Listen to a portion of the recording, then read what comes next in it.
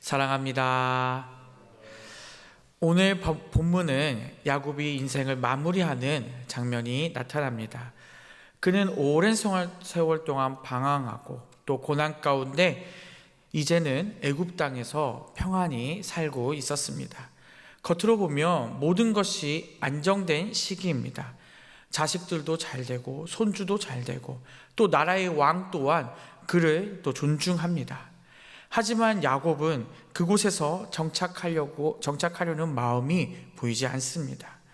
그는 여전히 하나님의 약속의 땅 가나안을 바라보며 살아가고 있기 때문입니다. 그래서 이 야곱은 죽음을 앞두고 요셉을 불러 오늘 이렇게 말합니다. 나를 애굽에 장사하지 말고 조상의 묘지에 장사해 달라고 이야기하고 있습니다. 이것은 단순한 야곱의 유언이 아닙니다. 하나님의 약속을 향한 야곱의 믿음의 고백입니다.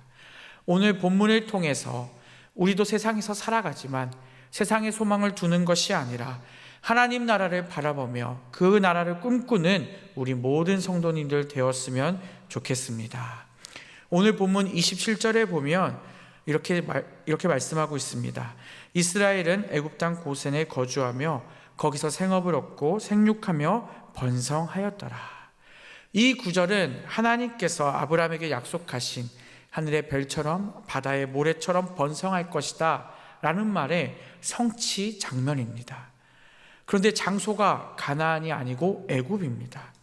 비록 그들이 약속의 땅 가나안을 떠났지만 이 애굽에서도 하나님의 약속은 성취됩니다. 하나님은 그곳에서도 약속을 잊지 않으시고 아브라함의 자손들을 번성하게 하셨습니다. 야곱의 땅은 고센에서 안정을 얻었습니다. 가뭄이 끝났고 그들에게 먹을 것이 있었고 자녀들이 번성했기 때문입니다. 모든 것이 이 야곱의 뜻대로 잘 되어가고 있었습니다. 하지만 여기서 야곱은 안주하지 않았습니다. 야곱은 흔들리지 않고 약속의 땅 가나안 땅을 계속 꿈꾸고 바라보았기 때문입니다. 그는 눈에 보이는 번성보다 하나님이 약속하신 그 언약의 땅 가나안을 진짜 본향으로 삼고 있었다는 것입니다. 그의 마음에는 항상 하나님이 주신 땅, 그 가나안 땅을 바라본 것입니다. 우리도 마찬가지입니다. 하나님께서 나에게 평안을 주시고 또 평안한 환경을 허락하시지만 그 평안함이 목적이 아니라 약속을 이루어가기 위한 가정임을 기억하시기 바랍니다. 세상에서 잘 되는 것보다 더 중요한 것은 하나님이 원하시는 자리에 우리가 서 있는가가 그게 더 중요하다는 것입니다. 야곱은 평안함과 풍요 속에서도 마음의 고향을 하나님께 두고 있었습니다. 그의 진짜 소망은 세상의 평안함이 아니라 하나님의 언약이었기 때문입니다. 그 사실을 본문 뒤편의 29절 30절을 통해 확인할 수 있습니다. 야곱은 아들 요셉에게 이렇게 말합니다. 청하노니 내 손을 내 허벅지 아래에 넣고 인애와 성실함으로 내게 행하여 애굽에 나를 장사하지 말고 조상의 묘지에 장사하라 라고 되어 있습니다. 여기서 허벅지에 손을 넣는다는 것은 맹세의 표현입니다. 이것은 단순한 부탁이 아니라 하나님의 언약이 반드시 이루어질 거라는 맹세의 표현이라는 것입니다. 야곱은 자신의 시신이 애굽에 묻히기를 원치 않았습니다. 그 이유는 단순히 가나안 땅, 자신의 고향이 그리워서가 아니라 하나님의 땅, 언약의 땅으로 돌아가기 원했기 때문입니다. 야곱의 신앙의 뿌리가 어디서 나왔습니까? 아브라함에게 주신 언약이 있었습니다. 내가 이 땅을 내 자손에게 주리라. 그는 그 언약의 약속이 끊어지지 않기를 바랬습니다. 그래서 이 야곱은 하나님이 주신 그 언약의 약속을 자신의 믿음에 근거하여 표현을 오늘 하고 있는 것입니다. 야곱은 지금 그 애굽 땅의 총리인 요셉의 아버지입니다. 세상의 영광이 그의 앞에 있었습니다. 하지만 그는 그 애굽의 땅에 시선을 두지 않습니다. 그의 시선은 오로지 하나님이 약속하신 땅 가나안 땅에만 있었던 것입니다. 바로 이것이 믿음의 방향입니다. 믿음은 상황을 바라보는 것이 아닙니다. 하나님이 말씀하신 약속을 바라보는 것이 믿음임을 믿으시기 바랍니다. 오늘 그렇기 때문에 이 야곱은 이렇게 고백할 수 있었던 것입니다. 그는 하나님과 씨름하며 배운 이 신앙을 계속해서 고백합니다. 그는 이렇게 말하는 것 같습니다. 인생의 마지막에도 하나님의 약속을 붙잡는 것이 믿음이다. 이렇게 말하는 것 같습니다. 그래서 오늘 본문 뒤편 31절에 이 야곱은 이렇게 말합니다. 이스라엘이 침상 머리에서 하나님께 경배하라. 여기서 경배하다라는 뜻은, 이 단어는 단순히 고개 숙여서 인사했다는 것이 아니라 하나님께 엎드려 경배했다는 것입니다.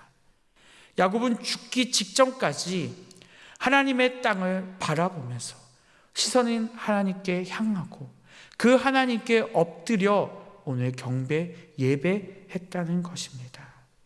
야곱의 인생의 마지막 순간에도 하나님을 향한 마음이 있었고 그 하나님을 향해 예배 드렸다는 것입니다. 죽음이 우리 앞에 온다면 우리는 어떠합니까? 옛 생각들을 하게 될 것이고 또 때로는 원망의 마음이 있을 수도 있을 것입니다. 하지만 야곱은 그런 것이 아니라 오직 지금까지 나의 삶을 인도해 주신 하나님께 감사하며 오히려 하나님의 언약의 땅을 바라보며 예배하고 있다는 것입니다. 하나님의 약속을 신뢰했고 감사의 예배를 드렸습니다. 그런데 우리는 또 야곱의 인생을 잘 알고 있습니다. 그 야곱의 인생은 실패와 고난의 연속이었습니다. 하지만 놀랍게도 그 야곱은 그 가정들을 통해서 하나님의 신실한 사람이 되었고 하나님의 약속을 바라보는 사람, 마지막까지 바라보는 사람이 되었다는 것입니다.